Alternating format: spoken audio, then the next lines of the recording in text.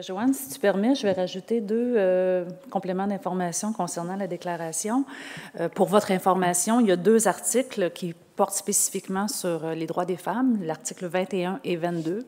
Également l'article 44 qui rappelle qu'il ne devrait pas y avoir de discrimination entre les hommes et les femmes. Donc, pour ceux et celles qui voudraient aller fouiller là, pour avoir une information plus spécifique sur la déclaration versus les femmes autochtones.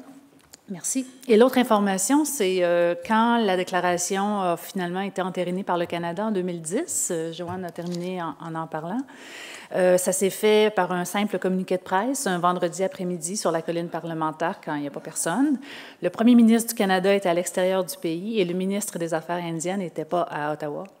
Alors, je ne sais pas, là, habituellement, le gouvernement Harper est très bon dans ses annonces en grande pompe et ce jour-là, il était vraisemblablement ailleurs. Voilà. Je reviens à mes moutons à moi, c'est-à-dire la présentation outils et approches, les lignes directrices en matière de recherche avec les femmes autochtones. Excusez-moi. D'abord, oui, pour vous dire que c'est un outil qui a été demandé par Femmes autochtones du Québec et sur lequel j'ai eu l'honneur de travailler en 2011-2012. Alors, je vais faire une brève introduction là, du contenu. Évidemment, je ne passe pas à travers tous les détails là, de ce document-là. Vous aurez les coordonnées à la fin de la présentation pour aller le consulter. Alors, tout d'abord, en général, les relations entre les peuples autochtones et les chercheurs ont été grandement affectées par les méthodes de recherche dites coloniales.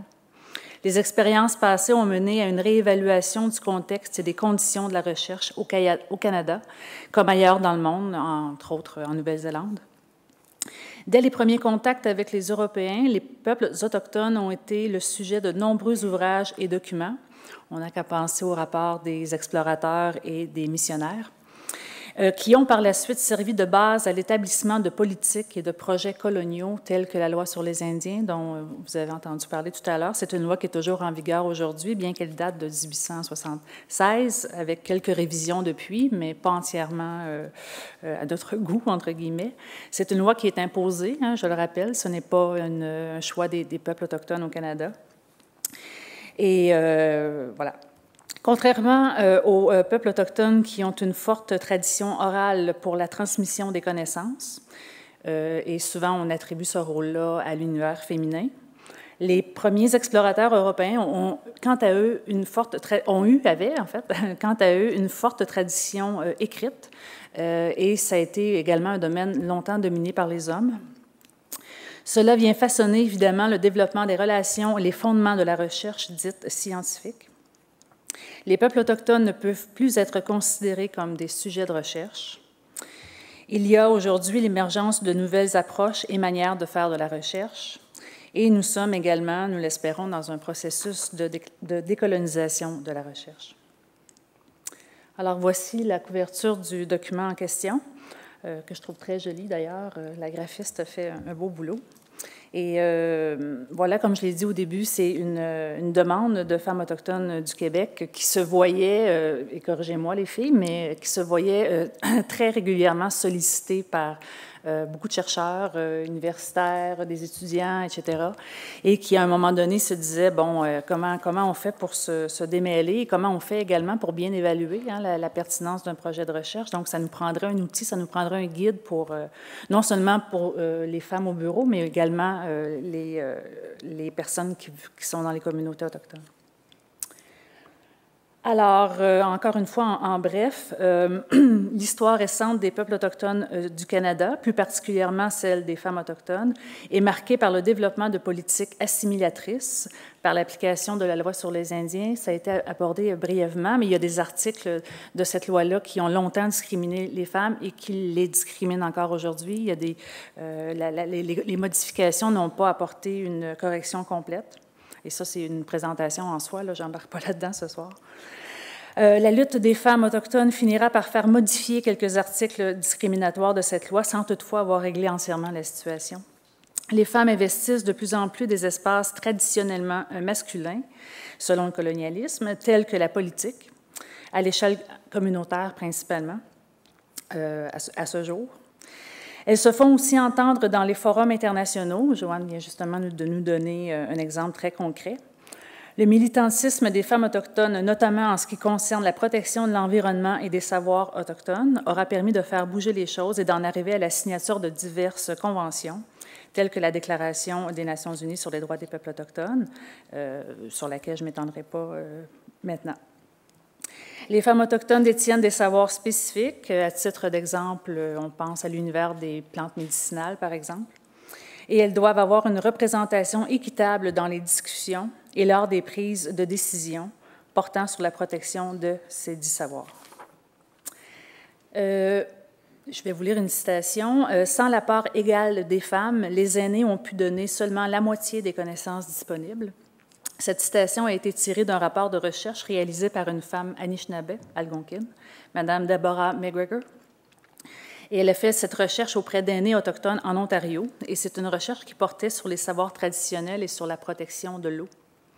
Cette citation reflète bien la nécessité d'assurer la juste contribution des femmes autochtones à la recherche, tout en soulignant que leurs savoirs sont essentiels à une vision holistique du monde et de la recherche.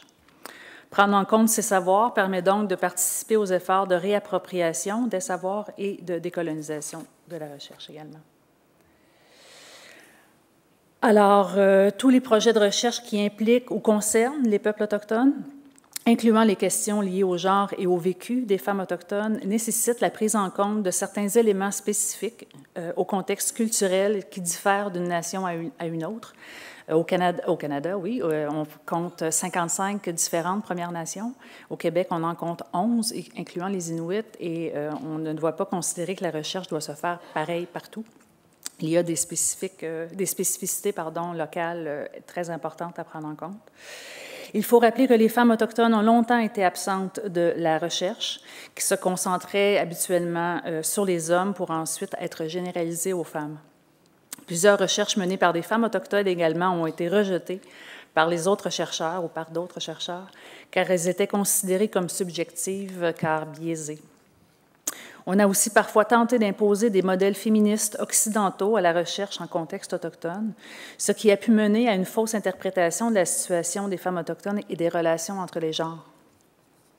Enfin, une implication concrète des femmes autochtones dès le début de l'élaboration de tout projet de recherche s'avère nécessaire afin d'assurer une participation significative et respectueuse, et une application rigoureuse des règles éthiques aussi. La responsabilité d'assurer une telle participation doit être partagée entre les chercheurs et les femmes autochtones impliquées. Alors, je vous l'ai dit brièvement tout à l'heure, ces lignes directrices ont été élaborées premièrement pour les femmes autochtones, pour les membres et pour les employés de Femmes autochtones du Québec. Et je fais une petite parenthèse ici, vous pouvez devenir membre ami de l'Association des femmes autochtones du Québec. Je ferme la parenthèse. Pour les décideurs et les gestionnaires des communautés également, ainsi que pour les chercheurs qui désirent entreprendre un projet de recherche impliquant les femmes autochtones. Donc, on a essayé de rendre l'outil le plus général possible, oui, mais qui puisse s'adresser à tout le monde. Elles ont pour but d'aider les principales intéressées à mieux gérer les nombreuses propositions de projets de recherche qu'elles reçoivent, ainsi qu'à prendre des décisions éclairées sur leur éventuelle implication ou non dans les dits projets de recherche. Ces lignes directrices proposent également une démarche à suivre afin d'arriver à l'établissement d'une relation égalitaire, transparente et mutuellement respectueuse entre les femmes autochtones impliquées et les chercheurs. Rapidement, ici, je vous présente quelques-uns des principes fondamentaux là, de cet outil. Donc, parmi les principes de recherche à respecter en contexte autochtone, qui sont inspirés de la parole des ancêtres et qui sont maintenant proposés dans la littérature de plus en plus, et par divers organismes autochtones et non autochtones également. Plusieurs doivent être appliqués spécifiquement au contexte des femmes autochtones. Et comme je l'ai dit tout à l'heure, ce contexte-là peut être très diversifié là, d'un peuple à l'autre. Il y a premièrement les principes PCAP pour propriété, contrôle, accès et possession des informations et des données de la recherche. Ils doivent être considérés comme des principes de base qui devraient guider les recherches impliquant les peuples autochtones. Ce sont des principes qui ont été élaborés par les peuples autochtones du Canada en 1998, si je ne me trompe pas, et qui ont depuis fait un bon bout de chemin. Ils sont aujourd'hui d'ailleurs trademarkés, marque déposée, voilà. Question de mieux contrôler leur usage. Les principes suivants s'appliquent au contexte général de la recherche autochtone, mais ils sont ici présentés à la lumière d'une approche spécifique proposée par les femmes autochtones. Alors, je vais simplement les nommer. On parle évidemment des premiers contacts à établir avec les gens avec qui on veut faire la recherche. On parle également d'une vaste consultation qui devrait être menée, autant sur le sujet que la démarche méthodologique. La définition du sujet de recherche, les besoins et priorités locales, respect des savoirs autochtones, quelle méthodologie de recherche allons-nous utiliser? Ensuite, s'assurer de faire entendre la voix des femmes autochtones, avoir le respect de la vision holistique, le principe de réciprocité qui est également très important, le retour des résultats. Une des principales raisons pourquoi plusieurs organismes et plusieurs peuples autochtones au Canada se sont, depuis une vingtaine d'années, manifestés au niveau de la recherche, et c'est justement à cause de cela. Trop souvent, on a vu des chercheurs venir puiser, mais ne jamais retourner ni les résultats de la recherche, ni vérifier leur validité. Bon. Donc, c'est une des raisons pourquoi il y a eu le développement de différents outils comme celui-là. Un autre principe est le respect des valeurs fondamentales du peuple en question, des femmes en question, et également l'entretien d'un dialogue continu. Et ce qui est important de souligner, et Mme Lévesque le fera sûrement mieux que moi tout à l'heure, c'est que la pré-recherche est aussi important, sinon plus, que la recherche elle-même. Il faut maintenir les liens tissés et continuer un travail d'équipe. Rapidement, on dit qu'il n'y a pas une bonne manière de faire de la recherche. Plusieurs auteurs autochtones ont proposé différentes méthodologies inspirées des traditions et des philosophies autochtones, telles que les cercles de parole, l'arbre de vie, les 4 directions, la prophétie des 7 générations dont Viviane nous a parlé, et également le wampum à 2 rangs. Le wampum à 2 rangs est également proposé pour illustrer les principes de partenariat de recherche entre des gens de cultures différentes. Donc, on peut imaginer deux lignes parallèles qui ne se heurtent pas, mais qui, au contraire, collaborent et voyagent ensemble. L'usage des récits de vie également permet de faire toute la place nécessaire au contexte de vie et à l'histoire partagée par les participantes à la recherche. La recherche active participative est un type de recherche privilégié en contexte autochtone, principalement en raison de l'établissement d'une étroite collaboration entre les chercheurs et les personnes concernées par la recherche. Et là, ici, je fais référence plus spécifiquement à une éducation réciproque, à une mise en place d'actions, à un partage de connaissances et de responsabilités, etc. Une recherche éthique et respectueuse des normes établies par les femmes autochtones devrait comprendre diverses étapes à respecter avant, pendant et après la recherche. Il y a dans le document 20 étapes, mais ici, j'en ai résumé que quelques-unes pour vous donner une idée de ce qui est question. Donc, la recherche préalable, étude des protocoles existants, parce qu'il y a plusieurs Premières Nations, et de plus en plus, en fait, je devrais dire, de Premières Nations et d'organismes autochtones qui se dotent de protocoles ou de lignes directrices pour la recherche qui les concerne. Je vous invite à faire attention à cela. Développement du projet de recherche en question, l'obtention du certificat d'éthique, les règles de propriété intellectuelle, la signature d'un protocole entre l'organisme ou la communauté autochtone et les chercheurs, les manières de faire les collectes de données et l'analyse de ces dernières, la validation et les publications subséquentes, et également l'utilisation des résultats. Une des raisons qui pousse plusieurs organisations et communautés autochtones à accepter de faire partie de projets de recherche qui sont pertinents pour eux et elles. C'est justement le besoin d'abord et l'opportunité de pouvoir se servir des résultats de recherche pour défendre des causes. Et on sait qu'elles sont très nombreuses. Et ça aide à étoffer des revendications et à bien documenter, si vous voulez, ce dont les communautés et les peuples autochtones revendiquent.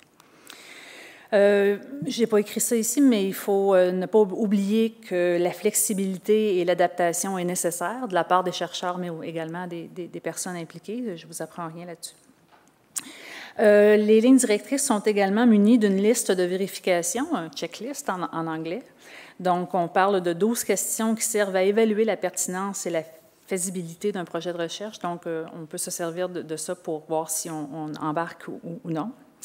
Il y a également, évidemment, une liste de références bibliographiques, plus de 30 en fait, qui peuvent servir à d'autres fins également. Et le document est disponible en anglais et en français sur le site de Femmes autochtones du Québec, dont l'hyperlien vous est présenté. Alors, bon, demain, je crois qu'il y a une présentation également sur le sujet qui va être un petit peu plus étoffée là, que ce que je peux faire ce soir en 15 minutes. Alors, j'ai terminé.